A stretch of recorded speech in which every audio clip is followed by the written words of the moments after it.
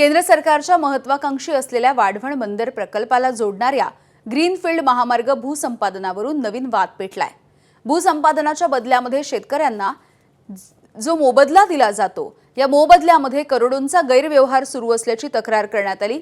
संपादित केलेल्या जमिनीमध्ये अतिरिक्त झाडं दाखवून जास्तीचा मोबदला देण्याचा आमिष शेतकऱ्यांना दाखवलं जात आहे आणि या बदल्यामध्ये शेतकऱ्यांकडून लाखो रुपये देखील उकळले जातात। मोबदला देताना अनेक शेतकऱ्यांकडून संबंधित भूसंपादन विभाग टक्केवारी मागतंय। या संदर्भात तक्रारी करून देखील जिल्हा प्रशासन कुठलीही कार्यवाही करत नसल्याचा आरोप आहे। येत्या काही दिवसांमध्ये या विरोधात आंदोलन छेडण्याचा इशारा प्रकल्प बाधित शेतकरी विनीत पाटील यांच्याकडून देण्यात आला।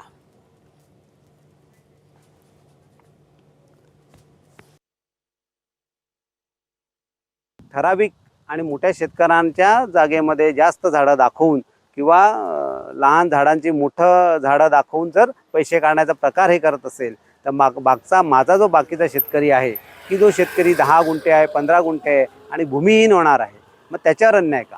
त्यापेक्षा आम्ही सगळेजण झाडं लावतो, मग आम्हाला सगळ्यांना पैसे द्या ही ती मागणी केलेली आहे। आणि ही जी त्यांनी नोटीस काढलेली आहे या झाडांच्या संदर्भामध्ये ती त्वरित कॅन्सल करावी असं मी त्यांना बोललेलो आहे। त्यांनी न केल्यास यासाठी मी आंदोलन करणार आहे। एबीपी माझा, उघडा डोळे बघा नीट।